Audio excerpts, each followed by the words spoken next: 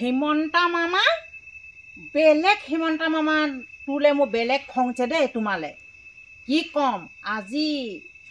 ৰাজীৱ শদিয়া মৃত্যু হ'ল কিন্তু এখাও যে মাত নেমাতিলে যে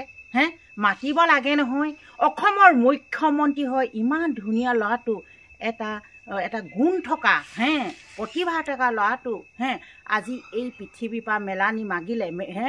তথাপি ক'ব লাগে নহয় কিবা এটা মুখ্যমন্ত্ৰীয়ে পৰিয়াললৈ চাই কিবা এটাতো অনুদান এটা আগবঢ়াব লাগিছিলে নহয় একো যে মাত নেমাতিলে অসমত ইমান ভাল ল'ৰাটো আজি পৃথিৱীৰ পৰা গুচি গ'ল সেই খবৰ ৰাখিলে নাই মামাই তথাপিতো মাত খাই দিব লাগিছিলে অত হৰ মানুহে ইমান মানুহে মাত মাতিছে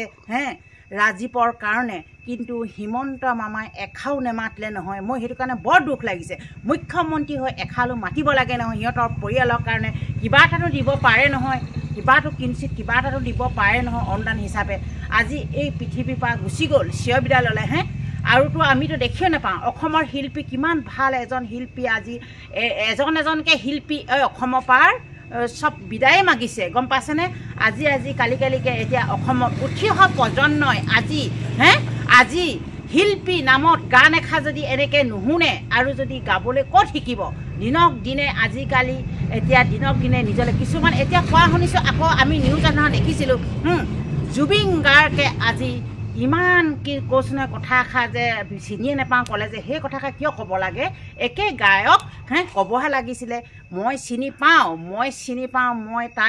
তাক মই লগত মই গান চান গোৱা নাই কিন্তু মই চিনি পাওঁ তেনেকৈ ক'লেও কিবা এটা মনটোত ভাল লাগে ক'লে বোলে মই নিউজৰ আগত কৈছে মই বোলে ৰাজীৱ শদিয়াক চিনি নাপাওঁ সেই কথা কিয় ক'লে সেই কথাষাৰ কিন্তু অহংকাৰ ভাৱতে কৈছে মানুহে এনেকৈ কথা ক'লে মানুহৰ অন্তৰত আঘাত হ'লে পৰিয়ালে দিলে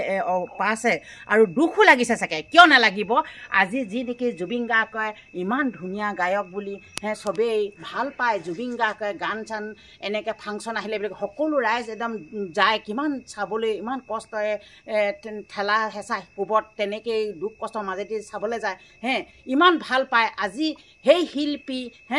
শিল্পী ৰাজীৱ শদিয়া আজি মৃত্যু হ'ল এখাও মাতো নেমাতিলে চিনি নেপাওঁ ক'লে সেইটো অহংকাৰ হৈছে অহংকাৰ কিন্তু পতন দেই মই সেইটো কাৰণে বহুত দুখ লাগিছে আজি মোৰ যি নেকি মোৰ নিজৰ পেটৰে ল'ৰা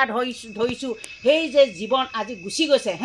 আমাৰ ল'ৰা আমিয়ে মাক ক'ব লাগিব ইমান দুখ লাগিছে অন্যনো দুখ লাগিছে নে ক'ব না মোৰ কিন্তু বহুত দুখ লাগিছে তাৰমানে আজি দুখ লাগিছে কাৰণে মই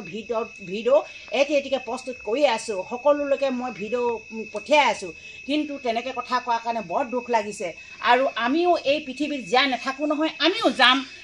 এতিয়া যেনিবা ৰাজীৱে এটা ডেকা কালতে সি যোৱাৰ কাৰণে দুখ লাগিছে যদি বয়সস্থ অনুপাতে যদি গ'লহেঁতেন গায়ক হ'লেও যাব লাগিব এই পৃথিৱীত চিৰ যুগমীয়া হোৱা কোনো নাথাকে তথাপিতো এতিয়া ইমান সৰু ল'ৰাটোৱে এই পৃথিৱীৰ পৰা যে গুচি গ'ল সেইটো কাৰণে বহুত দুখ লাগে সেইকাৰণে অসমবাসী ৰাইজে আমিও নিজৰ ল'ৰা দৰে আমিও সদগতি পাবলৈ তাৰ জীৱনটো সদগতি পাওক য'তে আছে ত'তে ভালকৈ থাকক বুলি সদগতি পাওক বুলি আমি সকলো তাৰ ওচৰতে আমি ধূপ ধূনা জ্বলাই